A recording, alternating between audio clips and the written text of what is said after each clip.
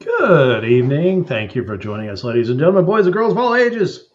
It is the Political Deep Dive. It's Sunday night at 10 p.m. Eastern. And joining me tonight, her face hurts. She's been out doing things. She's getting ready for a move to Colorado. She is AJ Campbell. How you doing, AJ? Hi.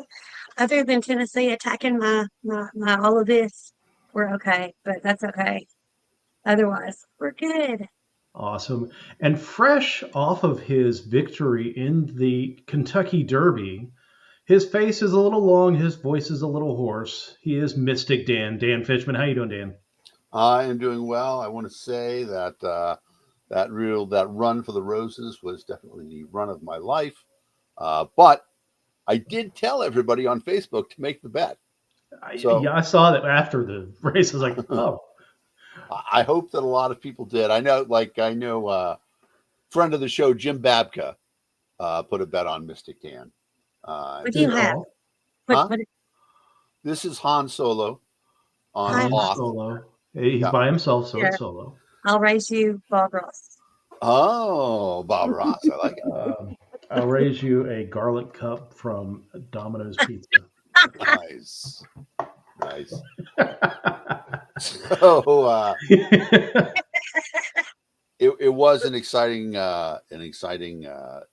derby, though. People who didn't watch it, one of the most amazing things about sports now is that all the highlights of everything good are on YouTube. So if you didn't watch the Kentucky Derby, you should watch it because it was a great race.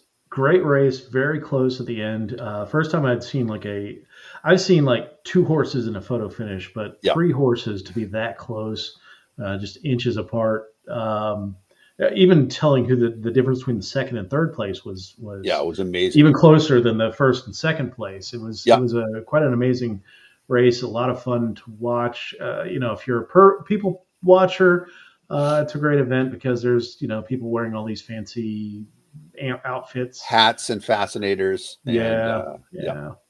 And then the horse racing. Now I know some people are not really keen on horse racing. It is, somewhat violent to the animals, but and it's Well, had, they've had a couple of years ago they had a really bad run where a lot of horses ended up dying in the process of races, and I think they've cleaned it up a little bit. I haven't really, I will admit that I'm not a real hardcore race watcher, but I do enjoy, the Kentucky, or at least the Triple Crown races, to see if somebody can win it.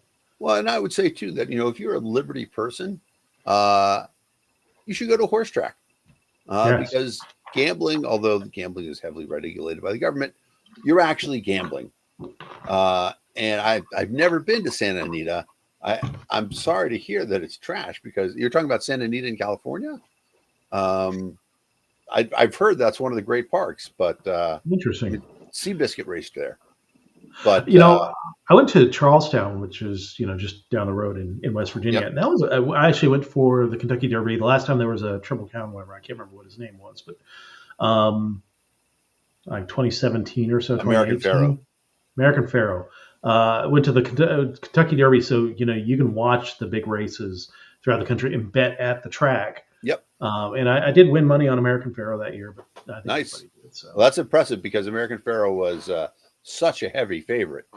Yeah. But it was it's a good thing. I went to go see him. I think I got the second place right too as well. I went to go see him run at the Travers, which is referred to as the Graveyard of Champions. Secretariat lost there. Seabiscuit lost there, and American Pharoah went there and lost as well. It's in Saratoga, though, which again is another one of the great tracks in America. And I would encourage everybody, get out, go to a horse race. The minimum bet on a race is $2. So you can go and bet on a horse. My wife likes to go based on what they look like in the walking. If they have cute socks, that's the horse she's going to bet on. And I saw that too. Larry Sharp is going to be. We can talk about that later. Yeah. I do want to, since we're going to talk about things, I have to tell the two quick jokes though. These are stolen from Jerry Seinfeld. But Seinfeld talking about horse racing, he's like, do you think the horses know that if they fall down and break a leg, they're going to get shot? Because I think if they did, they'd be like, hey, no rush here, right? Put a cast on it, man. Careful. And then the other thing about it is that, do the horses know that they're racing? I don't think they know that they're racing. I think they know that the jockey is in a hurry to get somewhere. And so they respond to that. But then, they run around the track and the horse is like, here, you wanted to go here? We were here just a minute ago. Why did we go the other way?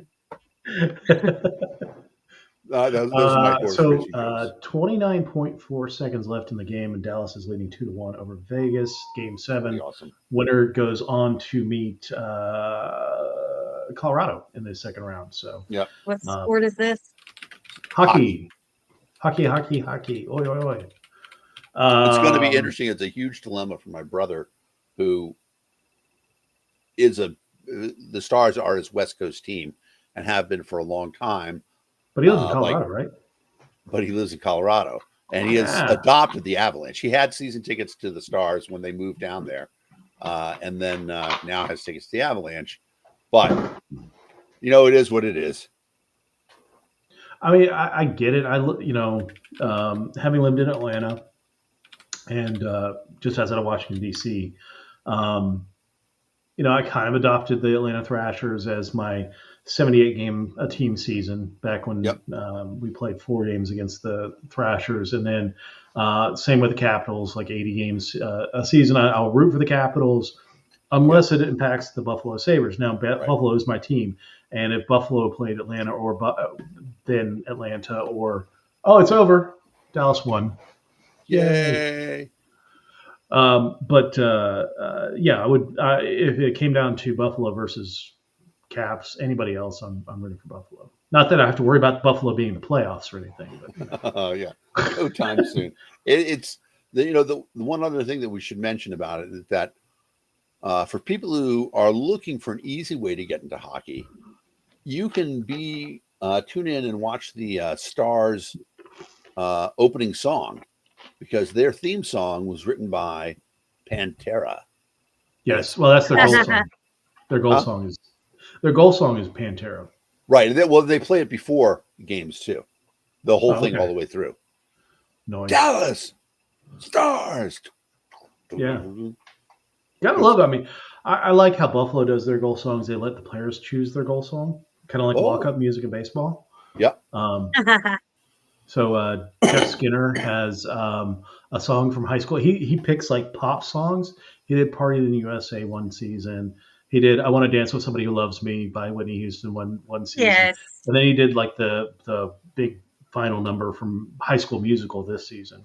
So, speaking of pop, we weren't even going to talk about this, but an amazing thing happened in the pop world this week. I don't know if you've been following this. Taylor Swift songs are numbers 1 through 14 on the Billboard Top 100. Right. It's unbelievable. Wow. Yeah. What's up, Craig? It's just a phenomenal number. And here's my thing that I will tell people about it. Being ignorant about Taylor Swift is like being ignorant about Hamlet. It is that big of a cultural event. You don't necessarily have to like it. I'm not going to like anybody I'm not going to tell anybody they have to like Hamlet, although it has really stood the test of time. But you don't have to like Taylor Swift. But people should know a couple of her songs. At this point in time, she is so big culturally that not knowing her is like not knowing any Shakespeare at all. That's my 2 cents on Taylor. I mean, I like Taylor Swift. I mean, it's not somebody I'm going to sit down and listen to, but I appreciate, one, what she's done for music, what she has done for women in music, and the shoulders that she stood on with many artists in the past. But what she's brought to the game, how much she angers idiots. I really appreciate that as well. I mean, the whole thing about the whole QAnon thing about Travis Kelce and her at the Super Bowl was quite enjoyable. I mean, it was just like they're like she's going to come down midfield after the game. They're going to endorse Joe Biden. And so he's going to ask her to marry him, and then exactly. And Jill Biden's going to perform the marriage ceremony, and it's pretty crazy. But it is well, and that's the other thing about it is that she has handled it with such grace, because we know plenty of pop stars who weren't as big as her and had a great deal of difficulty with that much fame. She's just people attacking her and responding. She doesn't really respond, except for through her music. She'll respond, but exactly. And even the DJ that grabbed her ass. Yeah, $1. $1. Yep. She didn't want anything from him. What a fucking power move that was. Yeah. No, I just want you to have the comeuppance. I just want you to have someone say, no. Right. Well, and permanently be branded as somebody who committed sexual assault. Yes. Which is, and he's not a bear. So unheard of. Yeah, he is not a bear. Not a bear. Right. Well, but I do think that's another thing that is worth talking about. We can absolutely discuss it. Absolutely. Because I cannot believe the stupid shit that I see men posting about this. It is the memes are fire, though. I've really enjoyed the memes. Absolutely believable, Dan. Well, right, and so that's not surprising at all. That's part of that is definitely part of the problem. Is that and so I kind of wonder about that. Is that are the men who are so vehement about this? I mean, are they really in denial about their behavior in the past? Because I will say that, and I don't want to speak for all men, but there is a point in time as a man when your hormones are raging and you may do something that is perceived like a girl gives you a sign, you're being creepy right now. And if you had the right upbringing, you're like, what the fuck did I just do? I've done something terrible. I need to stop doing that. Apologize and back off. Exactly. Well, that's exactly it. And you know what? Honestly, the apology is probably the best move you could make at that point in time. To say, I'm aware of the fact that I did something wrong. Because that already puts you into the elite class of men, right? To be able to say, I admit that I did something wrong. Because so few men are willing to do that in the first place. But then the next level about it is that then once you become aware of that, you have to be a constant advocate for it. Because it's not just that, you're responsible for your behavior, but you have to be responsible for the fact that there is a point in time at which you weren't aware of the fact, you might not have been aware of the fact that there are some things that I'm going to call it male privilege that you take for granted and say, I don't mind it when somebody does that to me. You say, that doesn't mean anything. That doesn't mean anything. No. You don't get threatened when somebody else puts their hand on your back. First of all, it doesn't happen that often to men. But when it does, you're like, somebody's touching me. It's not the same experience for women. Yeah. And back easily goes to side boob.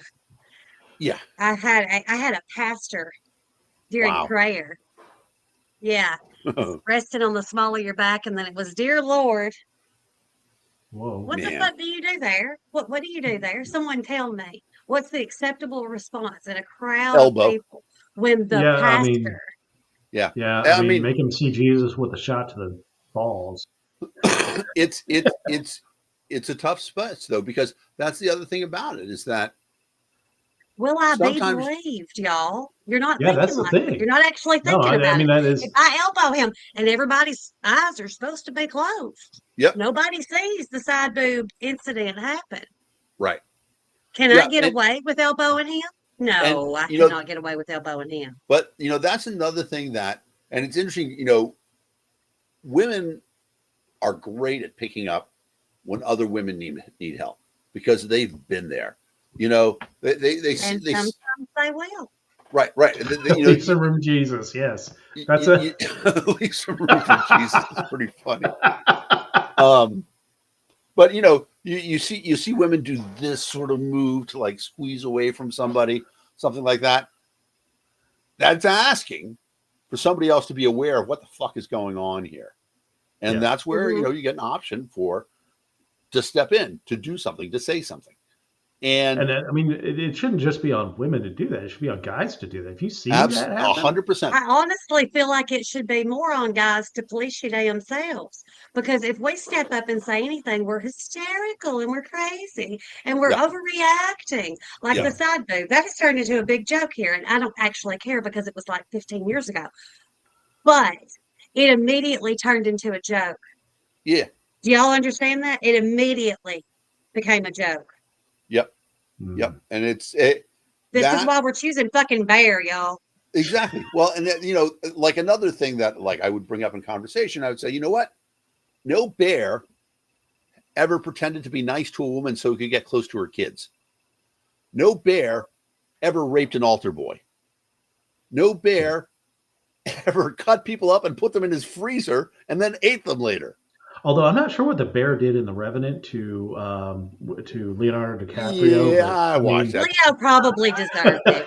But first of all, the bear he's hitting on the under 25 crowd. I was going to say the bear was 35 in bear years. So Leo's like, no. Right? But I mean, every time men are presented with something like that, remember that ad that came out a few years ago where it was kind of like It's On Us, where like the pretty lady's walking down the street and the dude steps out to make a comment and the guy like puts his hand in his chest and it's like, no, we don't do that. Yeah. People lost their fucking minds on that. Like dudes were like, oh, how dare it be on us? And it's like every time we're presented with one of these scenarios, like, hey, women prefer bears to men in the woods. Hey, it's on us to prevent sexual harassment because if you're committing sexual harassment, you should be aware of your shit and stop doing it. But every time we get presented with this option, we get flooded with these Neanderthals that, and I'm sorry, I'm not trying to offend Neanderthals, but you get these idiots Like the that Geico commercial. are being, who want to protect their ability to be an asshole to women who think that, oh, deep down and all that other mumbo jumbo crap that they were, They want to that somehow pretend Andrew that Tate what feeds they're them. doing is okay. And it's not. Yeah. It is No. not Right. okay. And here's the thing. What they don't like is, and I think this there's a little bit of this. Okay. Nobody, no good person enjoys having other people be afraid of them or doing something that makes them feel afraid. And when I was like 22 or 23, I had a conversation with a female friend of mine. I said, I take the subway home late at night, and a lot of times I get off, there's a young woman, and I always try to, give her space. I will wait at the train station and let her get, 50 feet ahead. But then I worry that she's like, oh, fuck, this guy's following me. And I'm like, and she said to me, she's like, you're doing what you can, and you shouldn't feel guilty about it, because if she's afraid, that's the one thing, but you being there, you are actually helping to keep her safe. So that part of it, and you're doing what you can. That's the nature of thing. And so recognizing the fact that, bigger, stronger, for me, right? I mean, my hair is usually unmade, and I look very disreputable. We can seem scary, and it's not just because of the way we look and stuff like that, but it's because of a lifelong experience that women have. And here's some of the crazy shit too. Like, men have very little idea of this, I think. The talk that mothers have to have with daughters at an incredibly young age, right? At like 11 years old. You say, look, men are going to start doing some crazy shit, and it's not okay, and it's not your fault. And, they're might make you think that it's your fault, but it's not your fault. That kind of crazy, men want to deny that that needs to happen, but it does need to happen. The reality is, men that have problems with us choosing bears are the same men that want the picture of the shotgun in the back of their daughter's prom photo and shit like that. When they are presented with that, would you rather your daughter yep, be come she's hiking in the woods, as people are allowed to fucking do? yep. Do you come upon an unknown man, or do you come upon a bear? Which do you choose? And people always will say, oh, but what about, but no, you don't know anything. Right. You don't know what kind of bear it is. You don't know what kind of man it is. That makes it simple. The men can sit there like, and then when the wives are like, okay, so your daughter's walking in the woods and she comes across a woman or a bear, the men will automatically choose the woman. Right. But somehow we're still wrong when we reject anyone. Somehow we're still wrong when we show too much shoulder.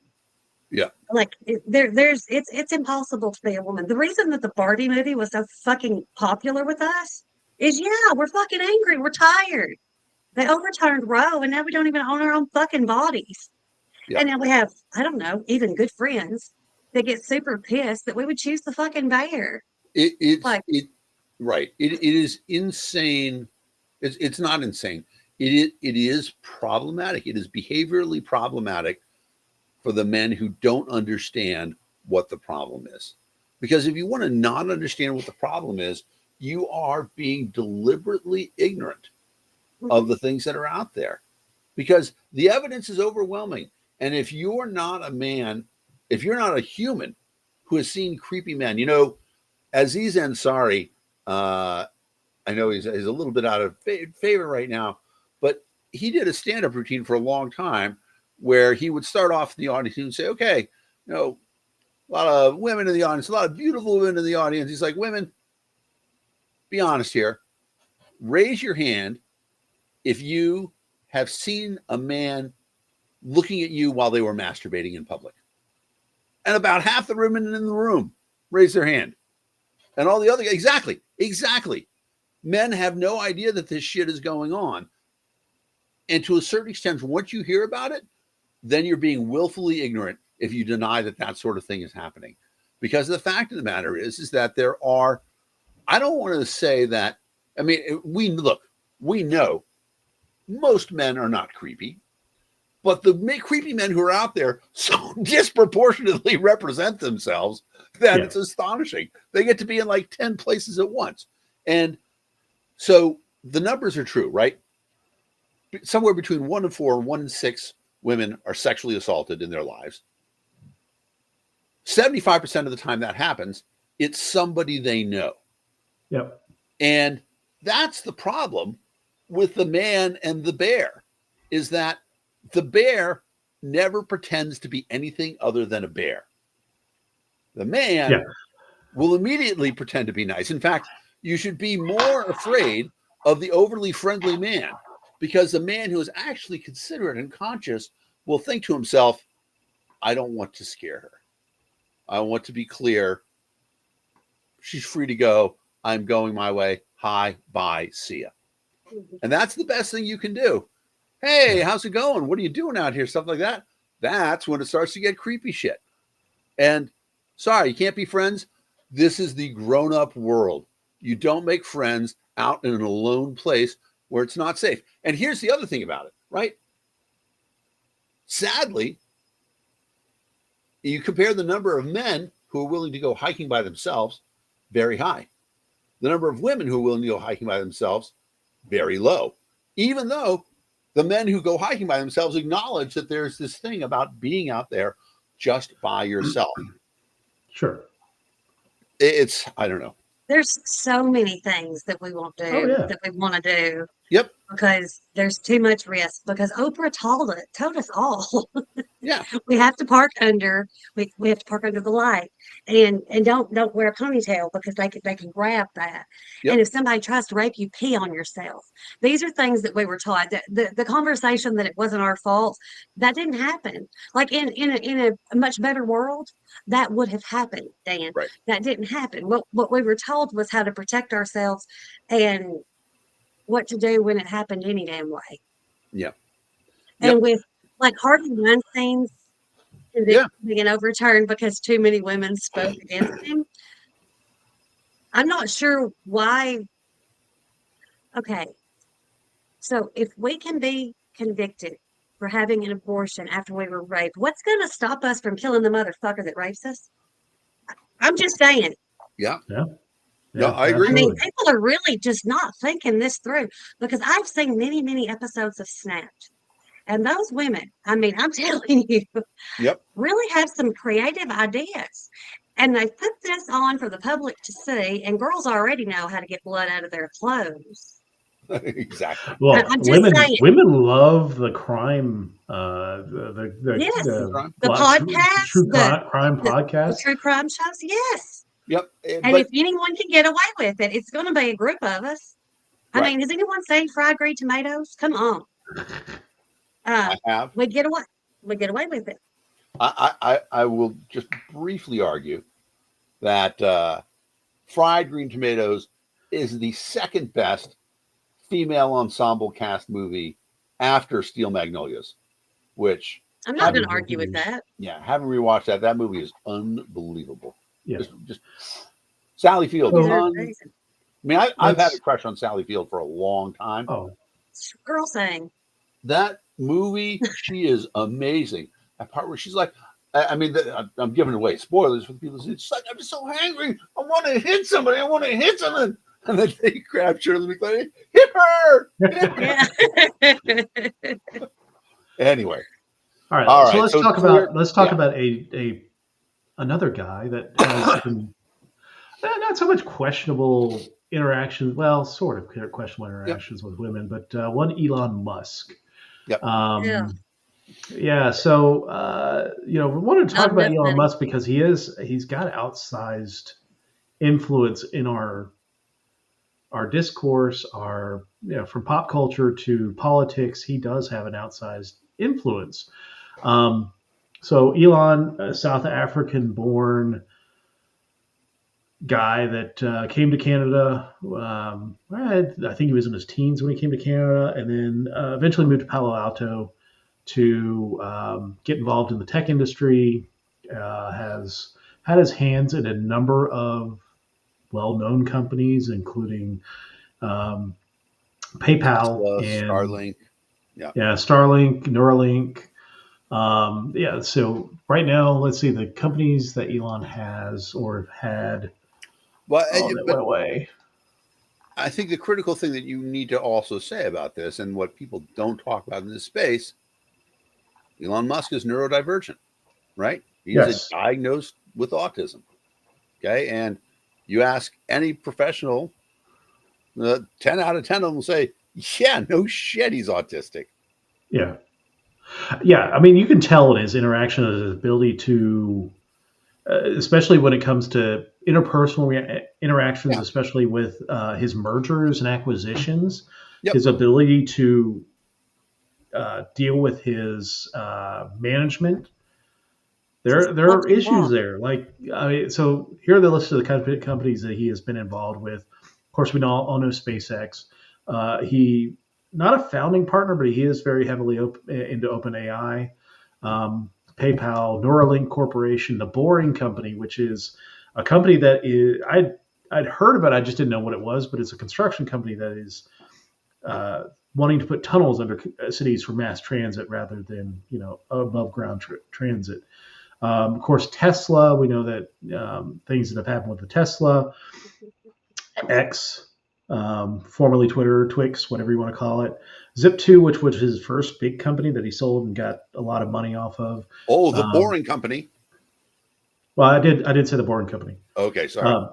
Zip2, which eventually was sold to Google, I believe, for like $300 million. That's how he got his first big nest egg. Yeah. Solar City, and then XAI, which is kind of a amalgamation between Twitter and OpenAI. So those are the companies that he's involved with.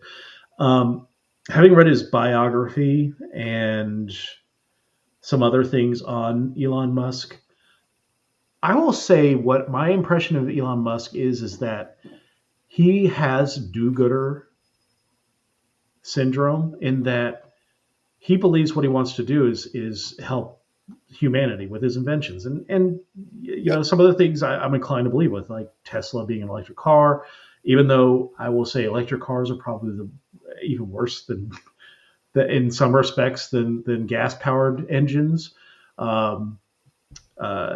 Solar City, the solar paneled roof panels that he's proposed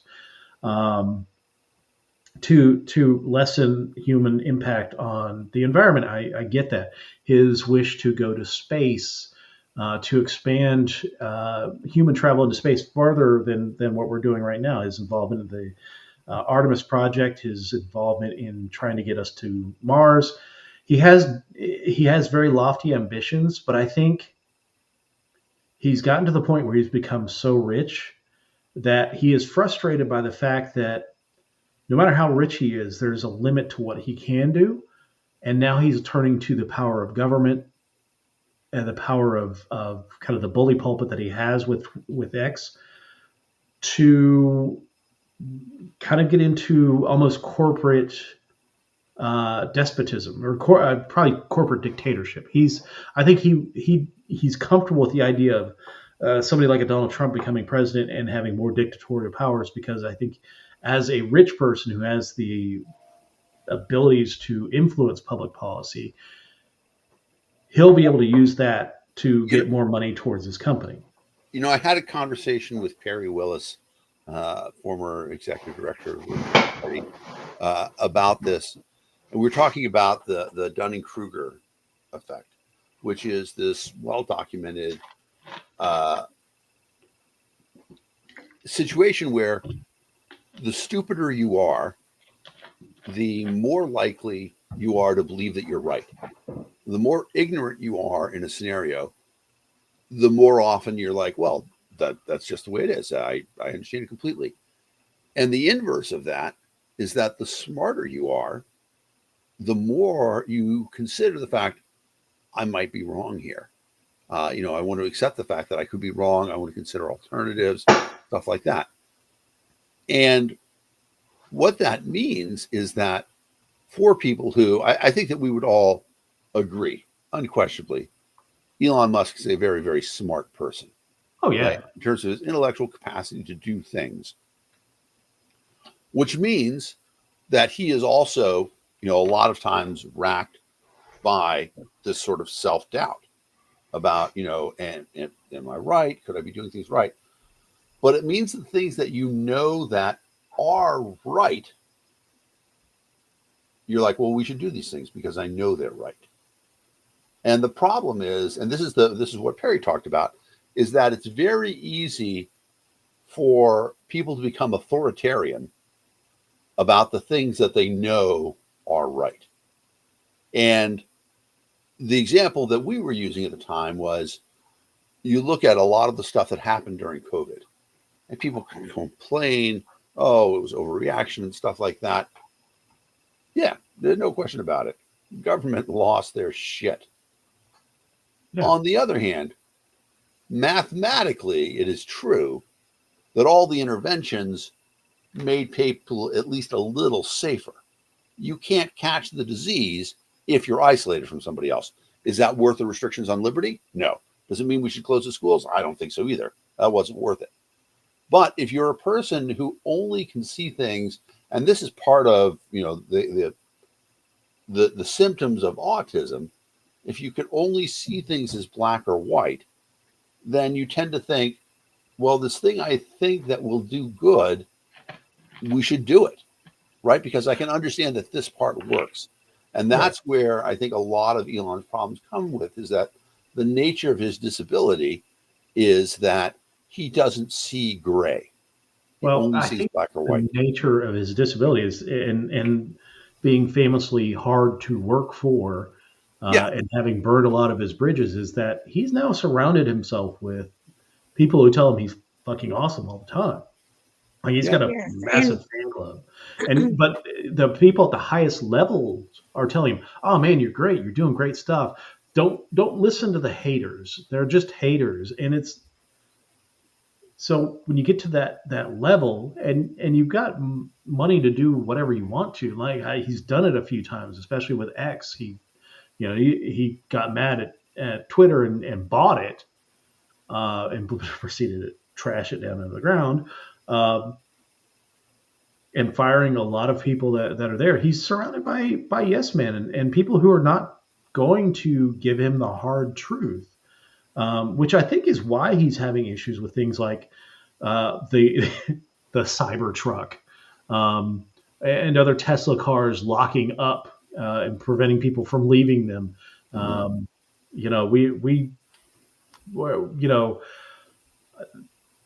You need that person that is the naysayer, the one that says, "Hey, pump your brakes. Let's talk about this and understand that this needs to be, we need to have further discussions on this and further review, because not everything he's doing is, while he wants it to be a benefit to mankind, it's not.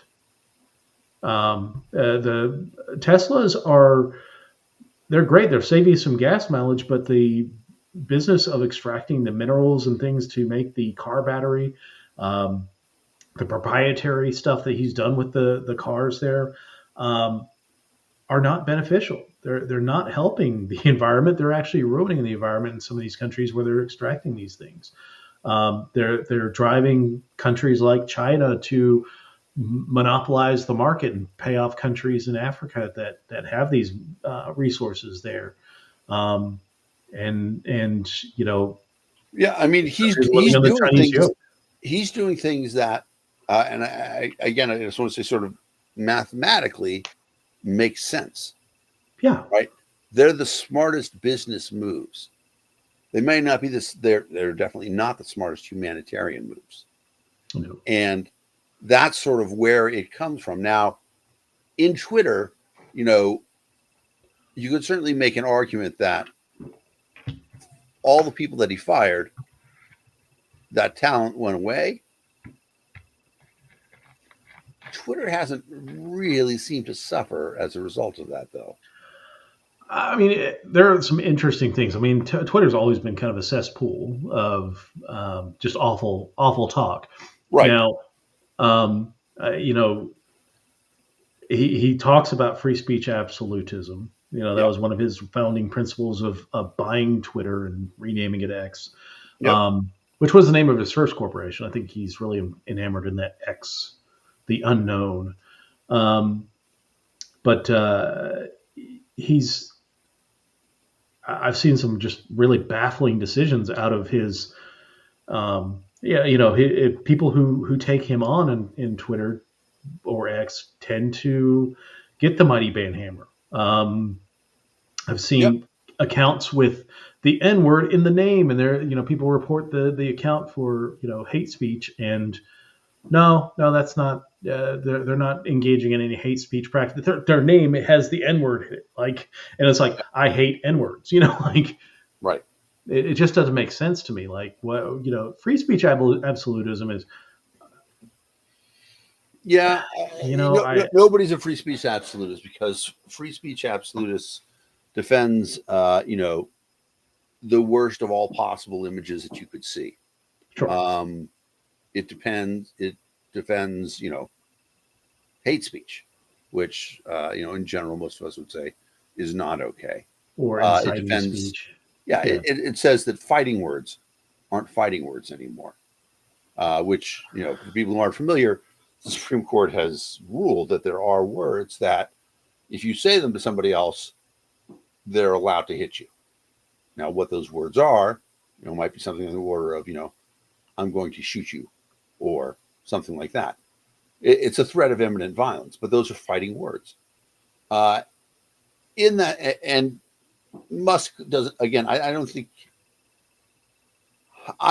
that he has the capacity, to the emotional capacity, to process those sort of feelings.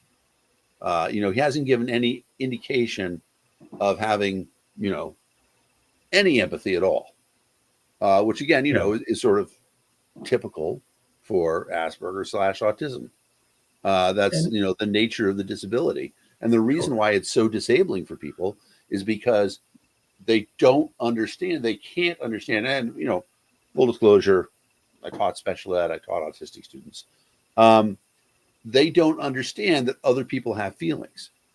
They don't understand that other people can have their feelings hurt by blunt talk. They just want to tell you the truth as they see it, and they can easily be wrong. But they're convinced that telling the truth is white. It is good. I mean, white and black, and that they have this sort of two-pot syndrome. Everything's white or black. And so you get, these occasional high-functioning autistics who are able to do what Elon Musk has done. Most of the time, it's low-functioning autistics, and these are kids, and we tolerate their behaviors, and we say, okay, that's just where that kid is, and we're going to make allowances for them and their lifestyle, stuff like that. Yeah, his money has allowed him to broadcast his failings a lot harder, And I honestly think that what we should be doing in these scenarios is not saying that's okay. We're not going to allow you to do these things. We're going to say, this is the nature of your disability. You need to understand that this is why people don't understand what you're doing, why what you're doing is not appropriate. Huh? What's that? I don't know that he cares. Oh, he doesn't care. He doesn't care. So I don't know that saying any of these things would do anything. He actually has to just be stopped. It's still, people have to start telling him no. Like, that's going to have to happen. Well, I mean, and I think that some people do, but $1 billion here and there buys you a lot of sycophants. And so, I know, and it's honestly, I think with your organization, you are all about consent, and I really, really respect that. I think asking for consent also implies permission to say no. And I think people need to start just saying no. Yeah. No, Yeah. I'm not Well, interested. No, you'll make me $10 million, but I'll have to put up with your ass. I don't think so. People well, need to start saying no. and you know, a great example of that, I'm not on Twitter anymore.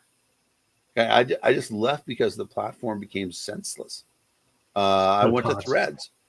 I don't own a Tesla. I would have said that Elon Musk is irrelevant to my life up until I became aware how awesome Starlink is.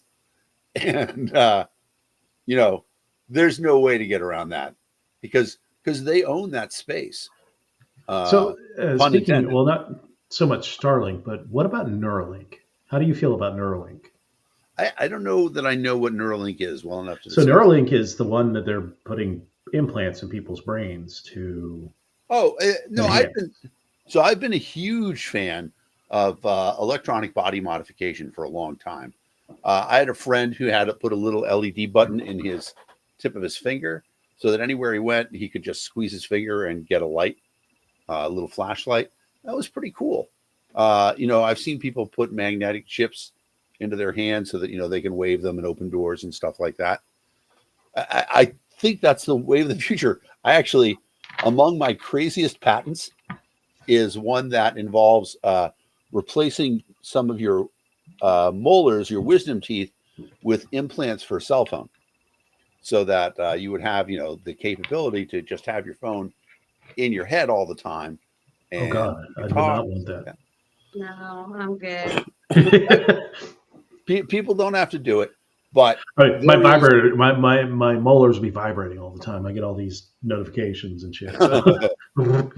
the well, as we've seen, you can do other things. You can have the wrist be the Sure. vibrator and just the microphone and the other thing about it. I mean, we're learning now that the phone doesn't have to be a phone. If you could have just a microphone in your mouth, and then obviously, you know, the way sound gets transmitted through the bone into your ear, that's all you would need there, and it would work. There's the merging. Actually, there's a phrase for this. It's called the singularity. It's going to take me a while to remember this guy's name, but he's the founder of one of the founders of IBM, who is convinced that the singularity, the merging of man and machine, is coming. And he thinks it's like 30 years away, and he is 70 years old. But he's felt this way for a long time, and so he spent a lot of time and money into longevity. Ray Kurzweil is this guy's name. Also invented, for people who are musicians are familiar with his innovative work in synthesizers. And so that's coming. So Neuralink, he did not invent that idea. That's an old idea. No. I mean, they're any futuristic, well, I mean, really, a lot of the things we're seeing have been talked about in sci-fi for decades. Yeah, exactly. And I mean, like, you know, there's a great book putting called money into it. There's a great book called Fallen Angels that deals with exactly that thing. And essentially, you can get an internet implant. This was written in the 70s by Larry Niven and Jerry Pournelle. And the really interesting thing about it is that even then they talk about the fact that you want to differentiate between the have and have nots. The people who are going to have AI in their head are going to seem so much smarter than everybody else. It's, and then it becomes, I mean, that's the worry. You know, you talked about the guys with the chips in their hands and things like that. Yeah. There have been stories like some Swedish companies are thinking about making it mandatory for their employees to have chips in their hands so that when they go into the building, they Right. log in that way. I know that there will be massive amounts of pushback for that. I know that, Sure. you know, I don't know if I would, you know, presented with the opportunity to do that, I would do body modifications. I'm curious. Like I would look into it. Maybe, like, I think the purpose of Neuralink, that, you know, one of the stated purposes of Neuralink for Elon Musk is for basically everlasting light, downloading your what it is that is you, whether the assumption that it's electrical onto a chip and it can live forever, that can be downloaded to a machine and then re-uploaded or whatever. I don't know. So, but that was one of his things, is basically everlasting life through electronics. I don't know that I want somebody monkeying around with my head. Yeah, no, I mean nobody's saying You make have it to, mandatory, right? I mean, and when when we do talk about making it mandatory, then definitely fight back about it. But the flip side of that is that nobody should be able to ban people from doing these experiments on their own bodies. That's what bodily autonomy is all about. No, but there are tons of people who are against that. There are tons of people who are against body experimentation with machines and stuff like that, and that's bullshit too. Okay, well, Transhumanist Party. Exactly. Zoltan Isban, yeah. Zoltan is a friend. Zoltan crew. Yep. That it is reasonable for people to be worried that the mechanically and electronically augmented human will be a Superman amongst the people who are not. Not only that, but the more, I mean, if more people become mechanically enhanced, if the majority of the population becomes mechanically enhanced, then they can vote for the enforced enhancement of other human beings. I mean there are some ethical talking about the fundamental problem with democracy. That has nothing to do with technology. That's just democracy sucking. Democracy sucking, and our propensity to be bigoted towards people that are different than us. Well, and to try to do things with the best of all possible intentions to make just like with Elon, he wants to do. He has good intentions, but his execution sucks at a lot of this stuff. Yeah, no, I mean he is, and AJ's point is excellent. Not every autistic individual is is lacking in empathy.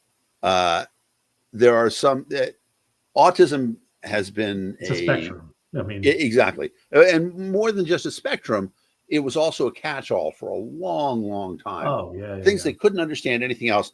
They said, "Well, he's autism." In fact, even now in the DSM, I don't know if there's a DSM after 5. That was the last one I worked with. No, I don't think I think it's still 5. Still 5? Okay. There's an autism NOS, which is not otherwise specified. And that is still the catch-all for stuff that they can't understand. Elon has some pretty specific diagnoses, Asperger's in particular. I don't think that's his biggest problem, though. I really don't. I really think, and I'll tell you why. Yeah. Because and it has to do with Colin. My son was diagnosed on the spectrum. Let's see, at 3, and then at 5 it was confirmed. So he went to a smaller school where they, kind of catered to him and da, da, da, da, da, da. And as he grew up and he realized that he was not always right, that he did not always know everything about a situation, he looks back and he says, I wish they had told me no. I wish they had said, no, actually that's not right. Or not allowed me to be like, oh, so super excited and thinking I'm so great at this, when actually it's just kind of average. I wish somebody had told me no. And I think that's Elon's problem, is he was born into like, everyone has their struggles. Don't get me wrong. I'm sure. Yeah, his dad was pretty. In fact, his current struggle is he's struggling really bad to be one of the cool kids, because that's how it strikes me. Yeah. Is he's just trying really, really hard to hang out with cool jocks after school.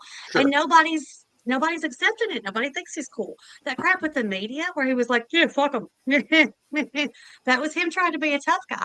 Everything that he does is so, it's kind of manipulative, because he's trying to get what he wants. And the people that don't want what he wants, including the people that have carried his children, he's just done. I don't think that the man has good intentions. I don't. I really, really don't. I don't see where his good intentions are, because if his good intentions then he would be like, it's okay if my name's not on it. Let's just make sure these people get fed.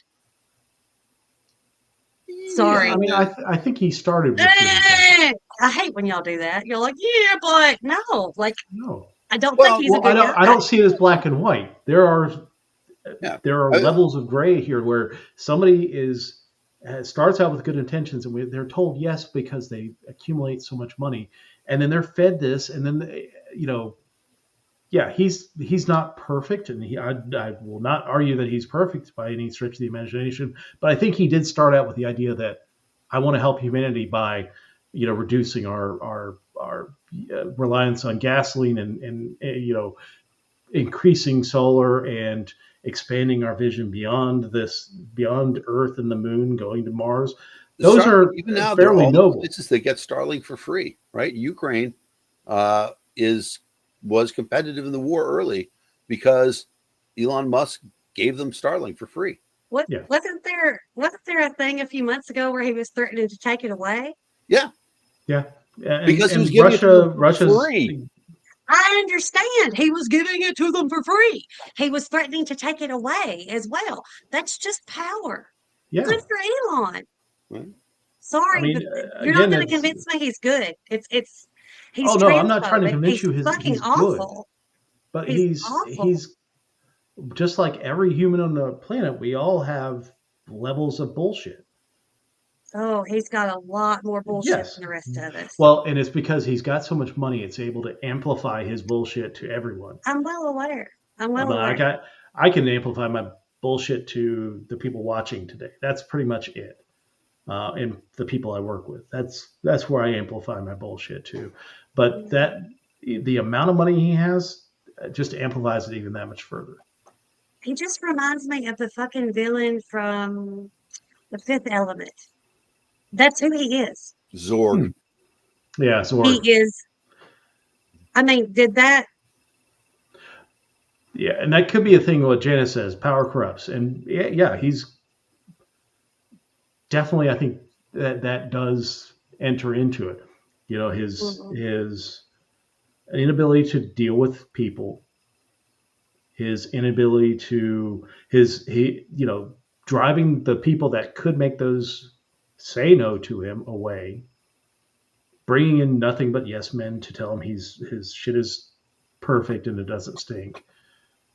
And now, having more money than pretty much anybody on the planet. I don't know if he's still the richest person or not, but he's close. Twitter's kind of hacked at that a little bit. But he's got the money and the power to do it, and he doesn't have to accept no anymore. And that is a problem. Like I agree with you. Right now he's not a good person. He's doing a few good things, but I would say divisional, he takes risks. I don't care about so his much takes risks. Skills. I don't think he does take risks in some things. Like he's able to put money. I think his overall innovation right now is lacking primarily because he doesn't have that person to tell him no, to tell him that, you should probably back off on this. Like he could have used someone to say no about the Cybertruck.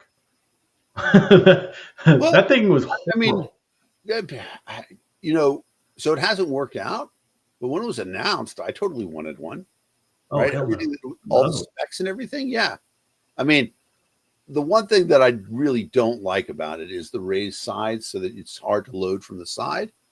But other than that, everything about it is pretty damn cool. I mean, obviously electrical vehicles are, all the right reasons that they're much better than gas vehicles because of the engines and the wheels and the no drive shaft and all that other stuff. And for a truck, especially an all-wheel drive truck, I bought a Tacoma. If Cybertruck had been out, I would have certainly given it a better look, even though it was twice as much as my Tacoma. Yeah, I wouldn't buy it for that price. But it was a cool-looking vehicle. I've seen them in person. If you're into that futuristic thing, I mean, like, what? Cybertruck is kind of like the Bluetooth headset, right? Oh God. Some people think it's geek chic, and some people think it's the dumbest thing they've ever seen. Sure. But I happen to be in the latter. I think it looks pretty dumb. I prefer the one where you get your molars replaced with microphone. But that idea of it's Elon has been very innovative. He's invested well. He's invested well. He's invested well, but I mean, he has driven a lot of the stuff at SpaceX. He didn't do the actual science for it, but he built the teams. He pushed people towards what they needed to do. There was a story that I read about him. There was a guy that he had tasked with taking a $120,000 part that was on the market for $120,000, and he gave him $5,000 budget to build this part. And it took him 9 months, and this dude did it for $3,900. Yeah. And he's like, "Hey, Elon, I did it. This is the part." And Elon's response was, "Okay." Right. And I think that guy left SpaceX after that. There's no question about it. He is not the world's greatest humanitarian. He's not a warm, fuzzy dad. All of those things. Yeah, he's not the greatest dad. He's not the but dad. I think dad to an extent, because he did when he was younger have really bad. His dad was not a good person. On the other hand, as far as I know, not convicted of any violent crimes. Not even accused of any violent crimes. Not that I know of, no. Yeah. I mean, he's certainly accused of being emotionally abusive. And a dick. Yeah, those are almost the same thing. But, they had the vision. I mean, I am grateful that the Starlink system is out there. I think it's one of the most important technology that exists in the world right now. And I'm grateful that they saw that I don't have to wait for somebody to see it now. Then I have to wait another 20 years for somebody to implement it. Sure. I don't know what's going to happen with electric cars. Well, actually, that's not true. I know that electric cars are here. That's the end of it. Electric cars aren't going away. Will they be powered by batteries? Will they be powered by broadcast power? Will that come back? That solves a lot of the battery problems. That I don't know. Tesla has some good ideas in that space. I'd be interested to see Tesla, not Tesla, the car company. Yeah. But none of that happened. There was not the last time an electric car, and I would recommend for everybody to see this movie, Who Killed the Electric Car? The last time somebody tried to be an electric car to market, they were shut down, right? GM killed them. Okay. Elon had to survive that to make the electric car actually be a real thing. I mean, Tesla still does face a lot of barriers. Right. All the laws passed against them for direct sales and all direct sales. Within states and countries. He just pissed off the Indians because he was supposed to go there to sign like this $3 billion pact to do a plant there in India. And he blew him off for the Chinese to try and open up the Chinese market. So the Indians are kind of pissed off at him right now. But, that's I get some of the anger that he has at governments and things like that. And speaking towards power, I get that. But, I mean, he just needs to have that. He needs to have that person that tells him no sometimes. Yeah, I mean, it's not just market forces that are going to tell him no. Needs that who's your favorite billionaire? Right. That's the answer to the question. Yeah. No matter who you are, if you're a billionaire, all right, maybe somebody would say Warren Buffett, but in general, if you're a billionaire, most people hate you. Maybe Oprah. Oprah's my favorite billionaire. I mean, she gave us Dr. Oz and Dr. Phil. Like I still have a little bit of anger towards her, but I don't know how to say you have to love her. I'm saying your favorite billionaire. Favorite billionaire? Dude, do not say Kendall Jenner. Is she a billionaire? She is a billionaire. Wow. Yep. I don't think she's a billionaire anymore because she's donated too much. Dolly Parton. Well, Dolly Parton, that's a good one. I like Dolly. And then Jeff Bezos' ex-wife, Mackenzie Bezos. Yes. Yeah. Love Mackenzie her. Scott. Mackenzie Scott. She is.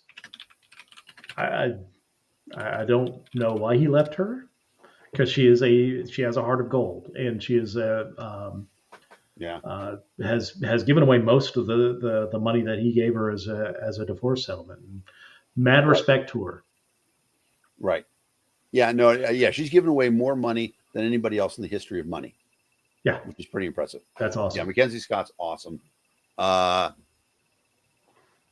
we had to think about it a little bit. Yeah. Exactly. If you think about it, I just called up Dolly Parton's net worth. Dolly Parton hasn't quite. There are very few entertainers who've been billionaires. I think Oprah's probably one of 5 or 6. Taylor Swift, you can't go wrong with that either. Taylor Swift is not a billionaire yet. She's not a billionaire? She might pass it this year, but I don't think so. Having the top 14 songs in America right now, I mean, you would think. Yeah. She passed it this year. 1.1 billion she's at right now. All right. That's a good choice too. So Mackenzie Scott, Taylor Swift. Taylor Swift would be my favorite billionaire. I would agree with there that. You go. All right. So we'll close the book on Elon.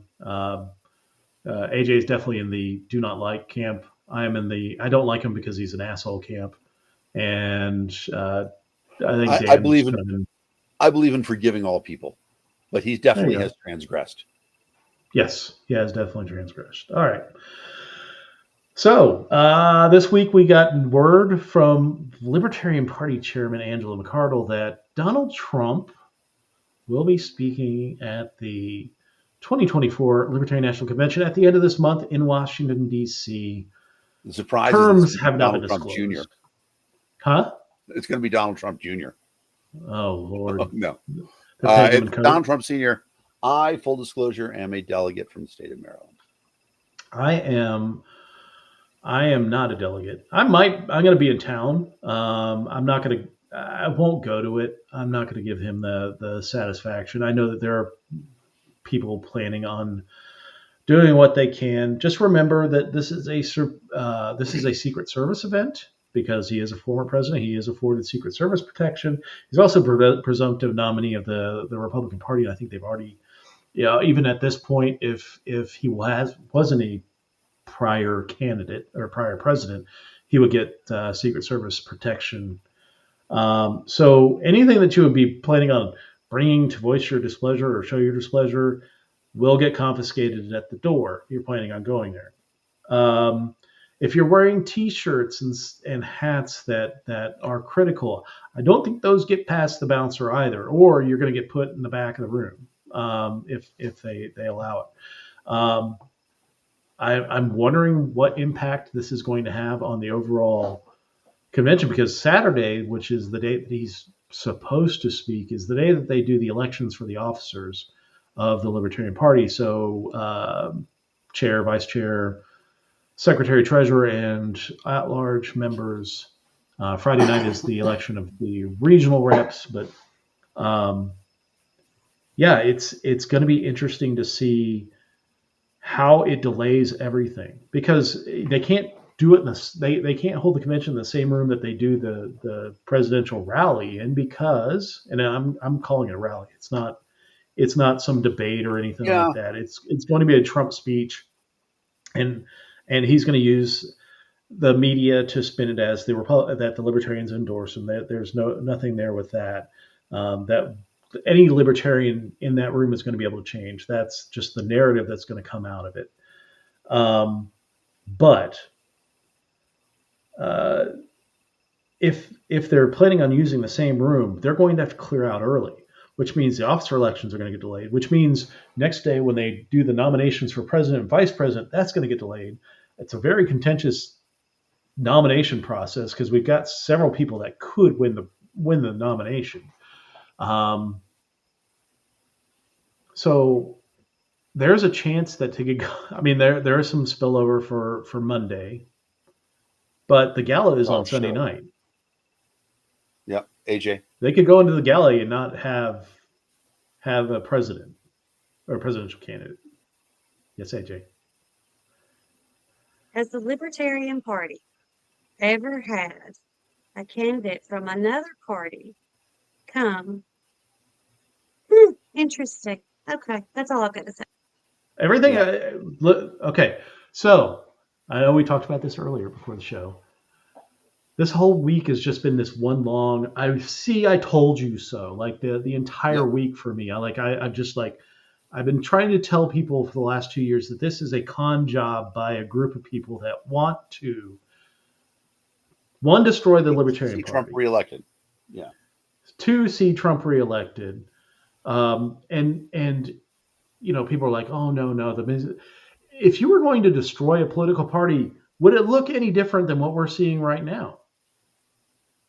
Right. No, it would be indistinguishable. Everything that they've done along the way, including the FEC violations, the ruining the reputation, loss of ballot access, everything that they've done is exactly what you would do if you were trying to destroy a political party. Yeah, and I think that you mentioned FEC violations. The thing that I'm interested in is because we haven't seen the contract. They would not. Angela McCardle has not released that, even to the treasurer of the party, who was part of the whole Reno Reset group, Todd Hagopian. Yep. So we don't know what the particulars are. Did we pay the Trump campaign? Did the Trump campaign pay the Libertarian Party? Even if it's free, we are charging our presidential candidates. They have this weird fundraising thing where if you don't raise enough money, you're not going to be on the debate stage for the debate. The top Raise enough money for the party. So yeah, raise enough. It's going to the party, not to the candidate. Right, and to be clear, it's not even that. It's a vote with your dollars thing. Yes. So anybody who wants to can vote to put their candidate on the stage. There are 5 presidential candidates allowed on the stage. Yeah. And the people who have people donate money to the Libertarian Party on their behalf are going to be in the top 5. Yep. Now, what's interesting about that is the Libertarian Party of Texas did that, but they capped max donations at $100. Well, this party is so broke.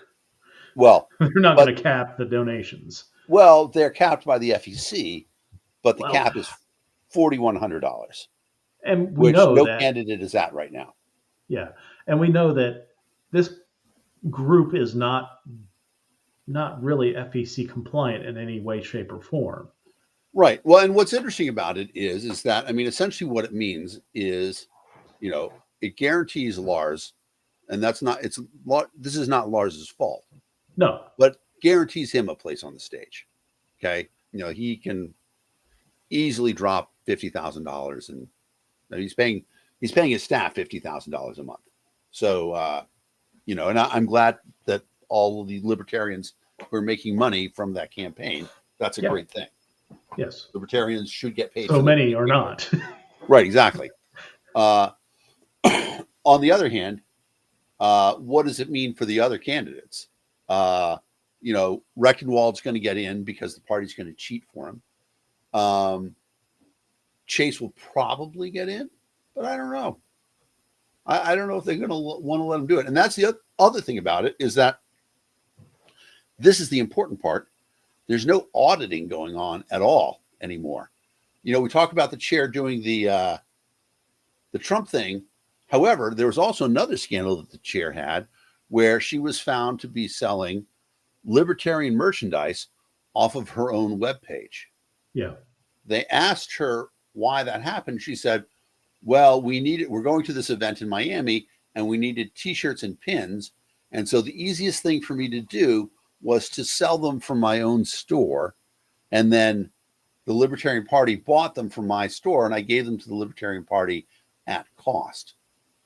However, those of us familiar with what happens at LPHQ know that there were hundreds of t-shirts and thousands of pins in the store when they closed the office.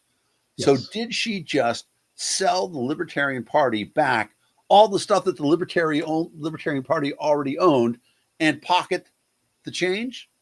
Oh yeah, and she's. I mean, We won't know without an well, audit. first off, we know that she's paying her baby daddy to uh, fundraise for a party that has been woefully inadequate at fundraising ever since. I mean, he's making and I would say I would say that's probably more just a backdoor payment to the chair. I mean, You know, essentially, that's all it is. Dr. Moulton's correction of me is 100% correct. Okay. Well, I mean, that's still a lot of money, but I don't think anybody's going to get close to that. Right, $41,000 is the cap. Yeah, I Right. mean, I think Lars will keep an eye on it, and if anybody gets close to knocking him out of the top five, he's just going to be able to stroke out some more money. But Right. It's a fascinating thing because the donation's going to the party, the cap is actually higher than if it were going to a presidential candidate. yep, and I will guarantee you, anybody who's looked at the LP finances will understand that none of that money is going to end up getting forwarded back to the candidate. No, the last 2 months has been nothing but the LNC paying friends and family because Yeah, they know this is their last time to be able to write checks. They think it's their last time to be able to write checks on the party's check with the party's checkbook. And yeah, so, they've invited in speakers that they're paying, enormous amounts of money to, administrative costs. Part of the reason that they got rid of the building was so that LNC members could claim home office and get paid by the LNC for the time that they're putting in, and LPHQ members, stuff like that. yeah. So it's just a way to funnel cash into the pockets of, and it's not even all the LNC members, right?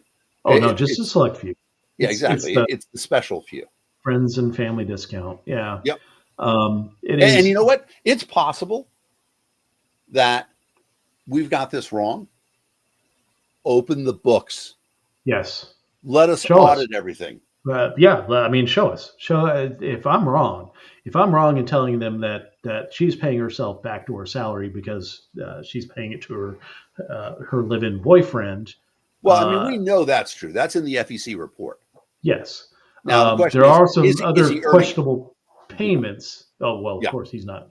I mean, Right. well, he's living with her, so I guess you could make the case that he's earning it. But no, I mean, but open the books, show us the contract. Yeah. She said, well, we're having a problem with leaks. Remember, this was a board that was elected fully by a slate. How can you have a problem with leaks about things that are public record? Should be public record, especially for Yeah. an organization that has to make this declaration to the FEC. I've got a bad feeling for whoever. My hope is that Mark Rutherford. I think is he the only other chair candidate? No, Steve Nikela declared. Steve Nikela, and I don't trust Steve Nikela at this point because he is a. No, I wrote on his nomination. I'm like, Steve, I consider us friends, but you were part and parcel to all this shit that went down. You can't be. Yeah, you can't be silent for 23 months and think that 1 month of speaking out against Angela and the rest of the board makes up for the 23 months of silence and voting for things like paying the baby daddy. Right. I think the best way to put it is that there's no amount of holy water that he can gargle now that's going to get the exactly taste of dick out of this. Sorry. Yeah. That's where it is. So, yeah, I mean, my hope is that the first thing that Mark Rutherford does as Libertarian Party chair, if he gets elected, in his first speech, because they're giving a speech right after the election, is to say, Angela McCarty, you're fired as the interim executive director of the Libertarian Party, effective immediately. To enroll all your shit. And the first thing is got to be just a stem to stern audit of everything that has gone on with the Libertarian National Committee, financially, especially over the last 2 years.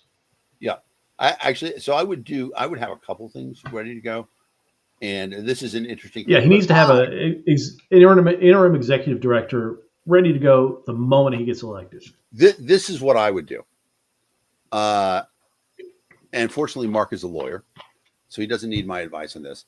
Sure. But I would have a couple of legal actions ready to go immediately, saying, right now, you need to hand over all these passwords to me immediately. And then you are not allowed to touch any LP properties anymore, no matter what. You can't log into them. If you log into your email, you are now violating this court order because that's not your email anymore. And I would hope that if he wins by a large enough margin, that they would replace her with him at the convention. I think so. I mean, like in my perfect pipe dream, they've got 2/3. Okay, so in the beginning, so he gets elected very quickly, and then I don't know. Yeah, I don't think they do. That's my pipe dream. I think maybe 60 at the best. I've seen some numbers out at 60%. I was on a podcast with Jim Babka, who is still talking to Michael Heiss, and Michael Heiss told Jim that he thinks they have 55%. Mises has 55%, and that Rectenwald will be the elected candidate. Oh. He was saying that to defend why Trump is coming. It's all bullshit, and you can believe everybody's disinformation. The one thing I know is that the forces of good. It's an interesting question, Chuck. I don't know that. I suspect that Mises will have a majority, but I don't know that. Yeah, I mean, if it is a continuation, or they replace Angela with Stephen Akela, I'm telling everybody, just walk the hell away. There's nothing good that's going to come out of the next 2 years if they continue down this path. Right. Other than taking all the money that you're putting in the party, and eventually they're going to start coming for the states. Yeah. And funneling it to themselves and to their benefactors. Yeah. I will say that I think we'll have a feeling pretty quickly on Friday how things are going to go. And if it doesn't feel like the forces of good have it, I will be leaving. An alternate can step in for me. Come drink with me at the bar, gal. Are you going to be at the bar? I have an invite to a wedding Sunday in New York. Oh, okay. And if things are going bad, I'm not sticking around for the presidential nomination. If Angela stays in as chair, we know that Rectenwald's got the presidential nomination. Yeah. If and it's either Angela or Stephen Akela win this election, we know that. Yeah. We know that Mises has enough. Yeah. I don't think at that point, y'all can come join me at the bar. You can, maybe we can get some of that. We can order a couple of T-shirts for $80 and have those delivered to us for some recreation. It's not going to go well. Yeah. I mean, fingers crossed. But I am very aware too. There are a lot of people who coming up to 2022 in Reno, who I knew how it was going to go. I'm like, I'm counting the noses, and there are people like, no, Dan, it's going to be really close. You need to come out, and so I did. And it's a couple $1,000s that was wasted on going out there to see, the saddest day of my professional life, and it just sucked. And these are the same people who are like, this time we've got them. I'm like, hey, motherfuckers, last time you said we had them, and they had 2/3. So it's very difficult, but I'm going to go on Friday, and we'll see what happens. Yeah. Trust but verify. All right. Your point is well taken, Chuck. Let's do that quiz. Yeah, let's do the quiz. That's funny, though. I don't know if you looked at it yet. They have Trump speaking at the convention on the quiz. No, I made that up. I was like, oh, God. All right. Let me hide the chatterino here. See Kamala Harris. Saw a nuclear power plant. I've been watching it as it rolled by. I see college campuses being stormed. I don't know which nuclear power plant that is, though. I don't know. That's a lot of towers. Yeah. All right. So it says protest crackdown, controversial law, volcano eruption. And what do you remember from the week that was? I don't remember a lot. Me neither. All right, question number 1. Which California university deployed a heavy police presence to campus this week following violent clashes between protesters? I know this one. Stanford, University of San Diego, UC Berkeley, or UCLA? It was UCLA. It was UCLA. Troubles a brewing at UCLA. It's an interesting space.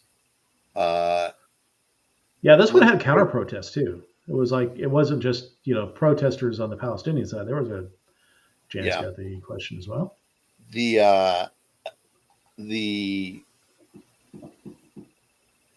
ability to protest is an important thing, and it has to be protected.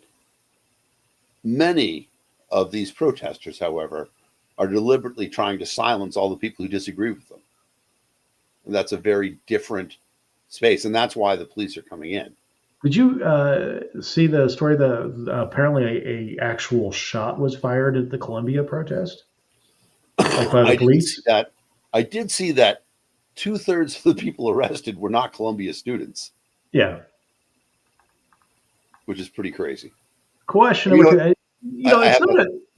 It's not a controversial statement to say that we saw it during the Black Lives Matter. There are professional agitators that will join large protests to do things like create violence and create the narrative against the protest. Well, but 2/3, yeah, it's a little heavy.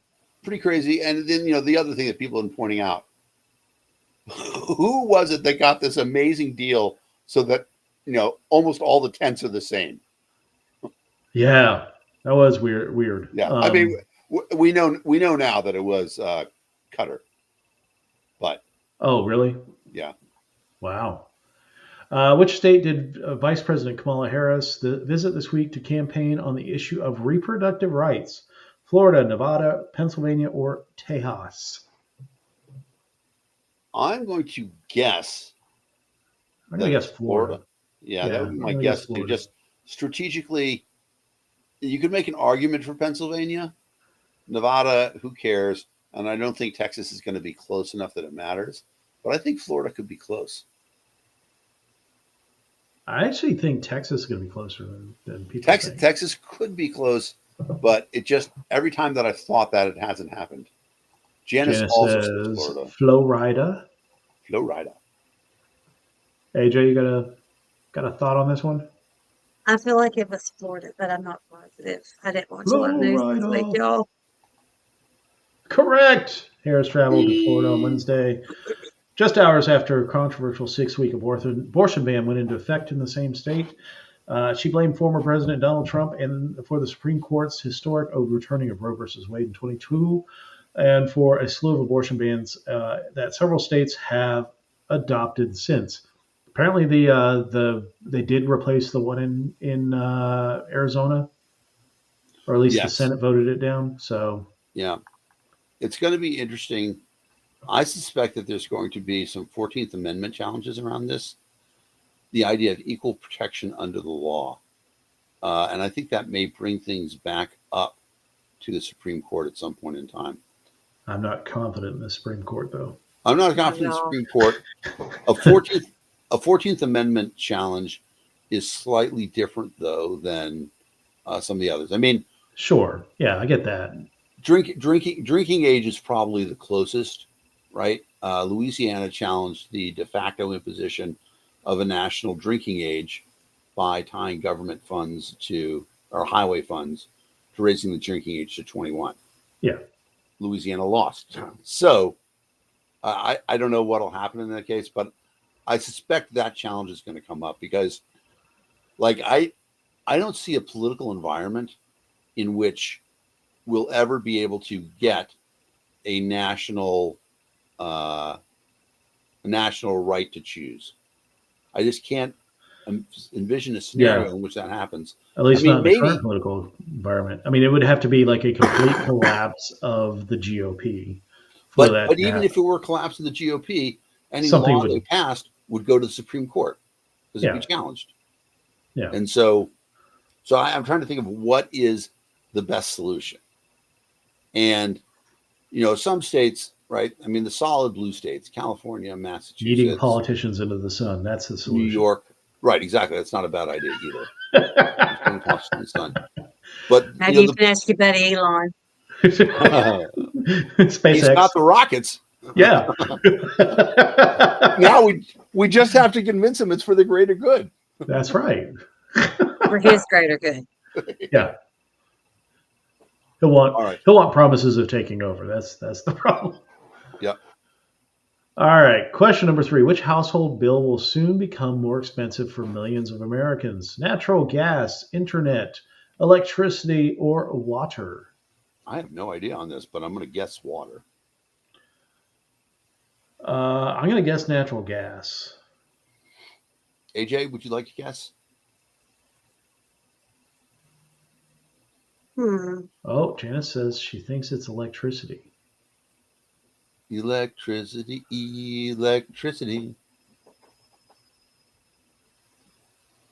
Yeah, let's go with electricity. All right. Let's do electricity. Oh, internet. Wow. Tens of millions of Americans could see skyrocketing internet bills this spring, or could abruptly kicked off of their service plans as funding for the Affordable Connectivity Program runs out. Program provides monthly discounts on internet services to low-income households. Can we reread the question here? That question is very misleading. I guess he does say for millions of Americans, not for all Americans. Okay, Yeah. That's All right. fair. I mean, that I did know that is true. A lot of people get supplemental assistance for internet connectivity. Now, we can barely get internet in West Virginia. So, All right. Question number 4. Which airport says it's not lost a single piece of baggage in 30 years? Singapore's Changi Airport, Japan's Kansai International Airport, Beijing Capital International Airport, or India's Indira Gandhi International Airport? If I had to guess, I would guess the company where you get the country where you can get caned for chewing gum on the street. Yes, I would assume it's there, because Lord knows what. Janice says it's Japan. I think it's Singapore. Yeah, I would guess it's Singapore, because if you get caned for tagging cars and chewing gum on the street, the price for losing a bag is probably death penalty. Right. The only thing that I would say about it is that, like, I could see this being communist propaganda, and so then I would think it was China. China would be my second guess. China, but I think Singapore is the best one. Oh, Janice had it. Nice job, Janice. Way to go, Janice. So Japan's Kansai International Airport says it has a spotless baggage record since opening in 1994. Airport averages 20 to 30 million passengers per year. That's impressive. Yeah. I wonder what that means. Right? Does it mean baggage checked into them? Or does it mean baggage delivered to them? I mean, honestly, I would assume that it's baggage checked in and gets to at least the next destination. I am going there in the next 2 years, and I'm going to steal somebody else's luggage. Oh, just to break the streak. Just to break the streak. Exactly. Slump buster. All right, question number 5. How much was former President Donald Trump fined Tuesday for violating his gag order in the New York hush money trial? I know this one too. $9 grand. $9 grand, 9 times. Yes, judge fined Trump $9,000 for multiple 9 violations, essentially, not $1,000 for each, including targeting witnesses and jurors on social media as his hush money trial plays out. Experts say that the former president could face more fines in the coming days, or possibly even 30 days in jail if the judge finds him in contempt. I would love that. I would love. I also. How would they even do that? How would they even do it? I mean, well, the contempt is pretty easy. It happens in the courthouse right there. The guys take him into custody, take him right into the jail. And do you think that would actually happen? Yeah, I think it would. I think that it's a small enough bailiwick that it's not like it would run through the police or anything like that. The judge orders it. His men, his people, put Trump in jail immediately. I don't think it's 30 days. I think they'll give him like a day. Yeah. And basically any statement about him buys him about the incarceration buys him another day. Exactly. Going forward. All right, question number 6. Which food was linked to a multi-state E. coli outbreak this week? Almonds, pistachios, pecans, or walnuts? This I don't know. I don't know either. Appreciate your correct pronunciation of pecan. Nothing irritates me. Yeah, and my wife says pecan, so. Pecan is what I get during a drug test. Pecan is what gets left at truck stops. Yeah. If I had to guess, I say it would probably be almonds because multi-state. No almond joy there. Exactly. Well, let's see what Janice says. Janice, do you know? Janice says walnuts. I'm going to go walnuts. And it kind of looks like walnut, at least the darker packaging. color. And Janice lives in California where most of the nuts are grown, except for pecans. Yeah, nice job, Janice. Very nice. I don't eat walnuts too often, so I'm okay with that. All right, question number 7. Which awards show recently announced its 2024 nominees? The Academy Awards, Emmy Awards, Tony Awards, or Grammy Awards? All I know is that it's not the Academy Awards because that happened already. As we all know, Barbie got passed over, which is the most Barbie storyline ever. Exactly. I want to say Grammys. Okay. I think it could be Grammys. I don't know. Anybody have any clue out in this Radio Land? This picture doesn't help us at all. No, it looks like somebody's kind of reading off the nominees. It could be the Tonys. There's not a whole lot. Yeah, it could be the Tonys. Like, I think about the fact, like, when are the Tonys? And the only reason I know when they are is like when Neil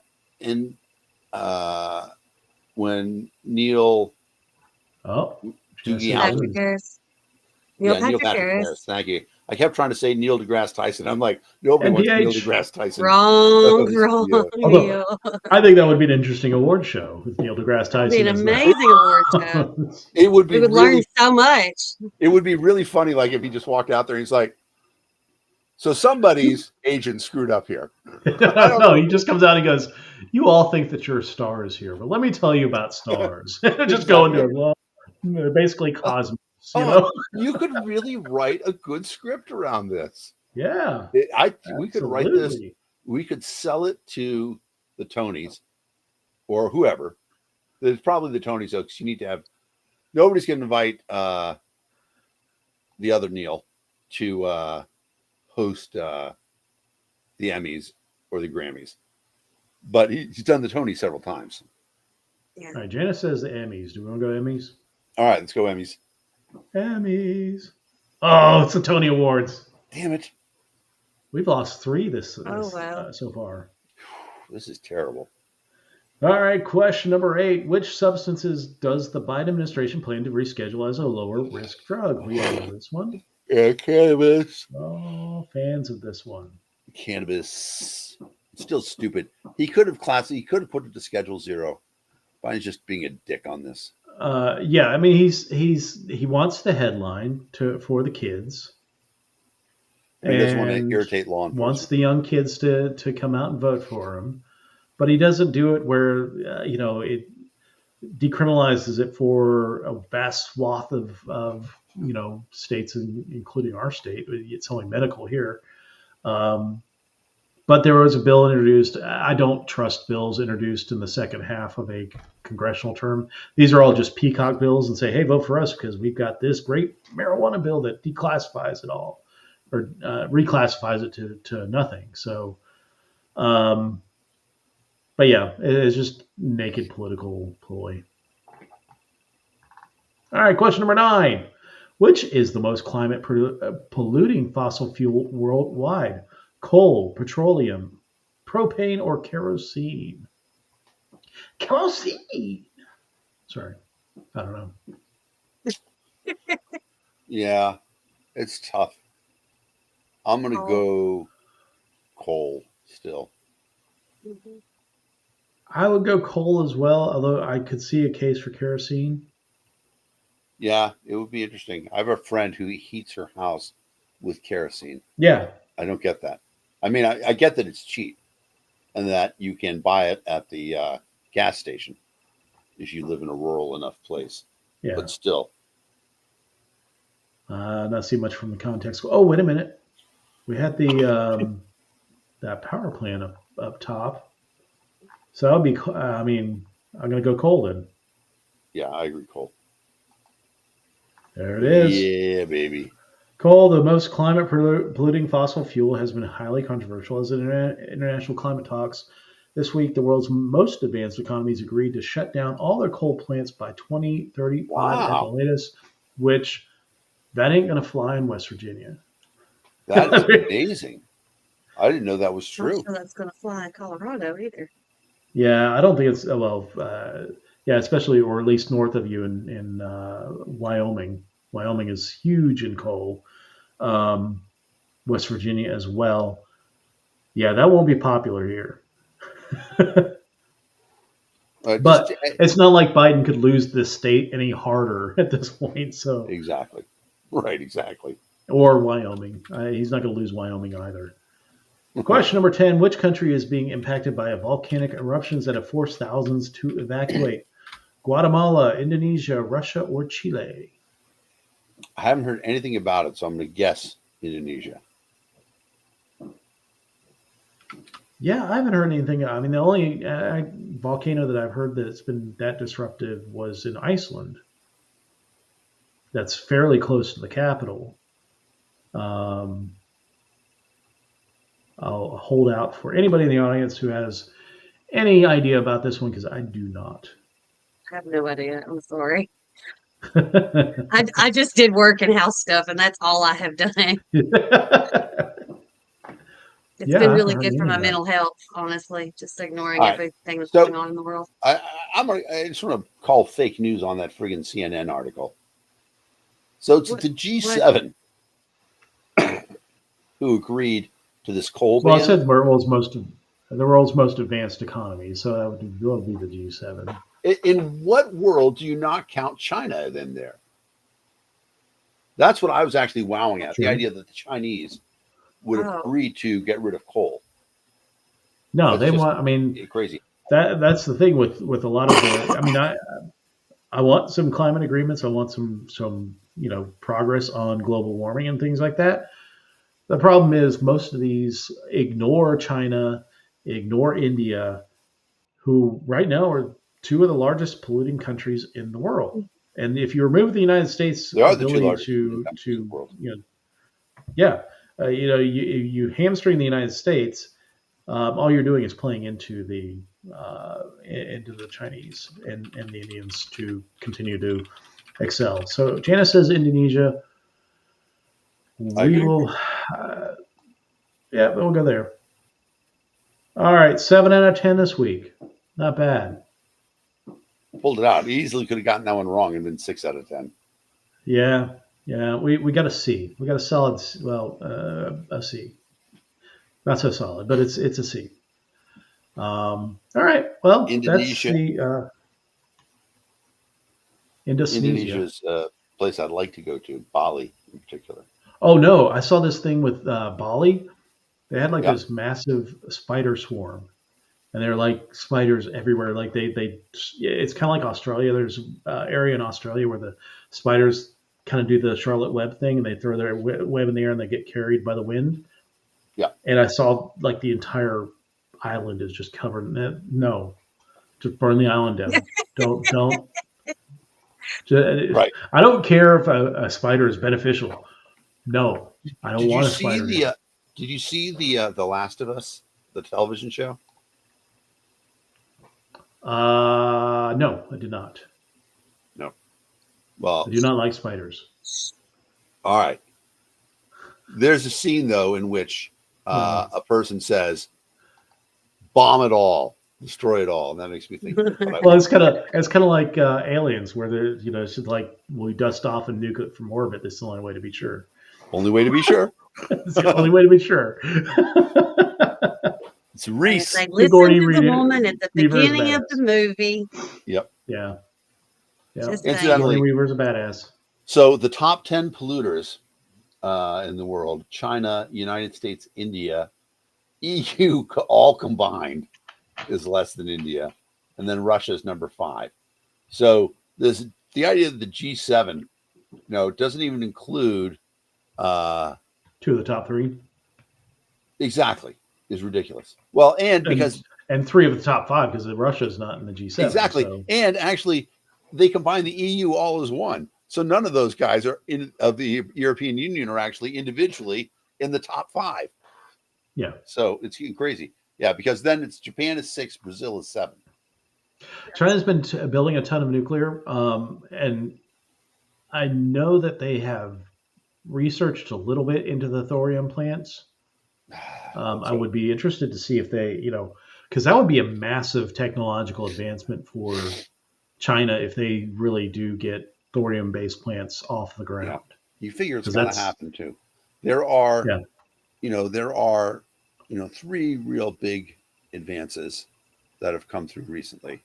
Obviously, LEDs are just such an enormous difference in the world's economy. Yeah. Heat pumps, and then alternate nuclear power. I mean, there's 2 parts of it. First of all, micro nukes. Like, I'm a big fan of those. They have, I'm a fan of recreational nuclear weapons. They have these. Toshiba sells these sort of large suitcase-sized nuclear reactors that you bury in the ground, but they provide enough power for like 1,000 homes for 50 years. And that's interesting. Yeah, and where it becomes very interesting is for like towns in Alaska, right? They'll never get direct power, but you can go there and suddenly you've got 50 years of all the electricity anybody can use. Yeah. The downside, of course, is that you've got a little small nuclear reactor, but it's small. If you can get the safety of thorium. Yeah. Exactly. I mean, that's the thing. That's the game changer of nuclear power is getting thorium off the ground, getting a reactor that works with thorium nuclear salts, and go that route. I'm a big fan of that. But in the United States, they don't really allow much in the way of innovation in nuclear.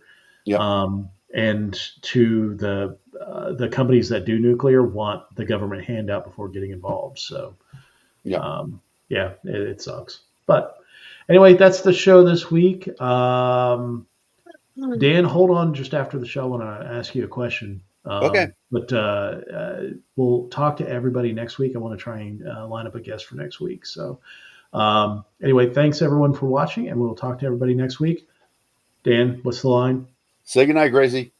Good night, Gracie. Good night, Gracie. All right, y'all have a great evening. We'll talk to you all next week. And I'm staying on.